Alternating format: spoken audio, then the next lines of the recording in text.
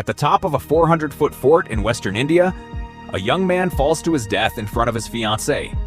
She tells police it was a tragic accident that he slipped while taking her photo. Investigators believe her story, at first. But within days, her own phone records tell a very different story. Thousands of calls, hundreds of hours, all to a man who had no reason to be anywhere near that fort. This is the case of Ketan Agarwal, a story that has gripped an entire country. Ketan Agarwal was 26 years old, the son of a prominent real estate family in Pune, India. He'd earned an MBA in the United States before returning home in 2023 to join the family business, eventually rising to chief marketing officer of the firm. Goyal was 19 when the two families were introduced through relatives. Her family ran a dried fruit business, also financially comfortable. The two families arranged the match, and by February 2026, Ketan and Sia were officially engaged.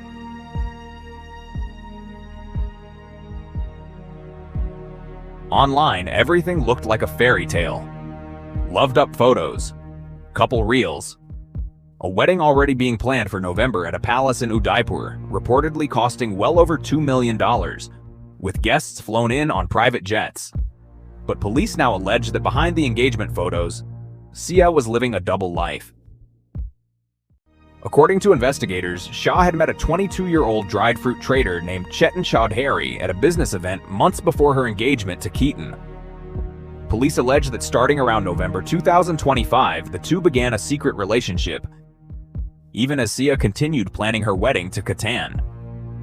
Investigators say Sia was in effect living two entirely separate lives, shopping for her engagement with one man while growing close to another. Neither man, police allege, knew the full truth. By January 2026, police say Chetan had learned about Ketan and confronted Sia.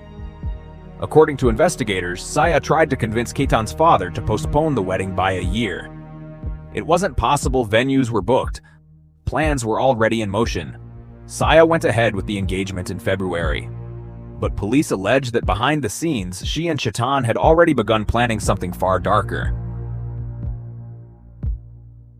Investigators say the idea allegedly first formed in Sia's mind in May 2026, during her first visit to Lohagad Fort, a historic hilltop fortress near Pune.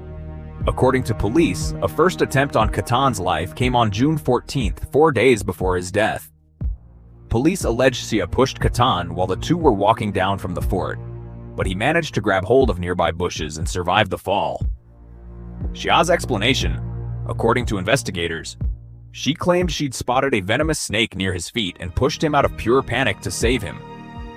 Ketan, police say, believed her completely. Days later, Ketan, Sia, and two friends were scheduled to fly to Bali for a pre-wedding photo shoot. At the airport, Ketan discovered his passport was missing. The trip was canceled on the spot. Investigators later concluded this was no accident. Police allege Shah had deliberately destroyed Ketan's passport in an airport restroom that morning because they say the couple could not be killed abroad, and the plan needed him to stay in India.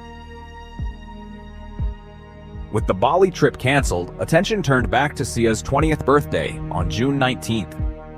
Ketan had booked a resort elsewhere for the celebration, but police say Sia insisted on returning to Lohagad Fort, reportedly even calling Ketan's mother directly to help change his mind.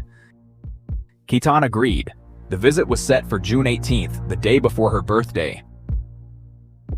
According to police, that morning, Chetan left his phone behind at his family's shop and borrowed an employee's phone instead, allegedly to avoid being tracked.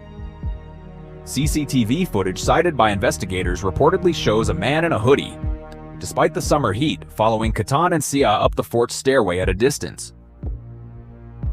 At a remote high point on the fort, roughly 400 feet up, Ketan reportedly stopped to rest. According to investigators, Sia then gave a signal. Police allege that Chetan ran forward and that the two of them pushed Ketan off the cliff edge together.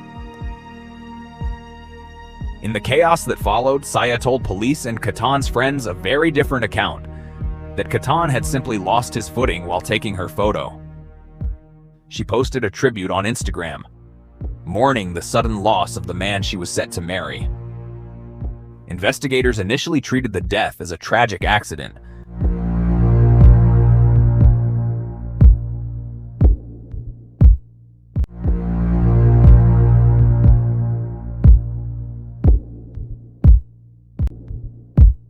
But as police began reconstructing Ketan's final days, several details didn't add up: the canceled Bali trip, the mysteriously destroyed passport, and an account from Ketan's sister describing an earlier, unreported near fall at the very same fort just days before.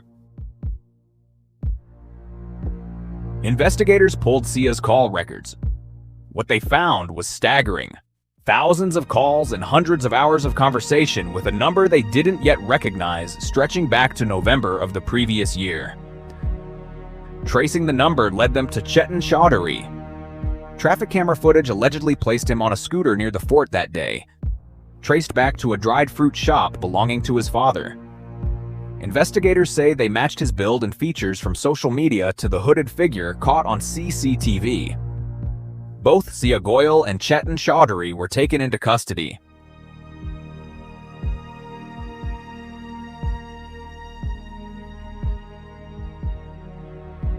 According to investigators, the couple had rehearsed the plan and researched ways to carry it out in advance, and had deleted chat records afterward. Police also allege she obtained roughly 1 crore rupees, around 1.7 crore in today's terms, well over $100,000 from Ketan under the guise of wedding shopping, and passed it on to Chetan.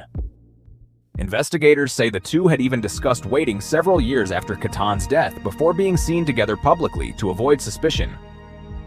Ketan's father has publicly said that if his son's fiancée simply hadn't wanted to marry him, the family would have canceled the wedding immediately, no questions asked.